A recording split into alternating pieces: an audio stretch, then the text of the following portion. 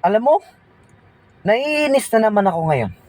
Sobrang inis ko talaga ngayong araw na to. Galing ako sa simbahan. Nakita ko, oo, nagsisimba yung mga tao. Pero, nagsiselfone. Ha? Kakainis. Hindi ka na sana nagsimba kung magsiselfone ka lang naman. No?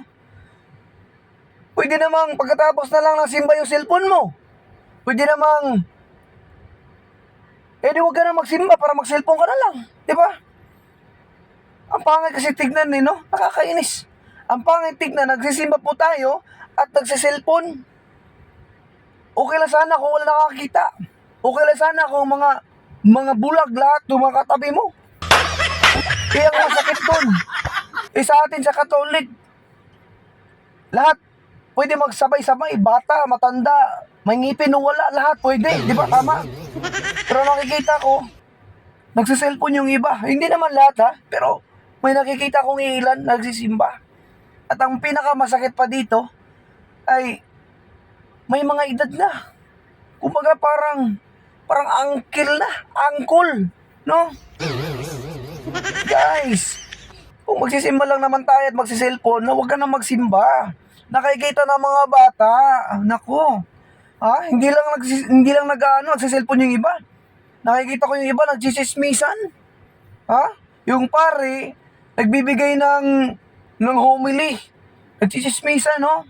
Yung iba naman nagbibigay ng ostia yung mga pare natin at iba natin yung mga kasama sa simbahan. Yung iba naman, ganun din, nagchichismis. Di ko alam anong pinagchichismisan. Baka pa sinabi yung pare, hindi naman gwapo. O baka ako nakita nila may nakita silang gwapo. Ha? Ay nako, kung hindi man lang kayo magbago, abay wag na kayong magsimba. Pero teka, parang mali ako. Kasi dapat, kung ikaw pala ay loko-loko, ay dapat pala talaga magsisimba ka para mapatawad ang iyong mga kasalanan. Di ba? Kakainis no? Huwag ka na magsimba ha, kung magsiselfone ka at magchichikahan sa loob ha. Pag nakita kita, no, bitay kita ngayon.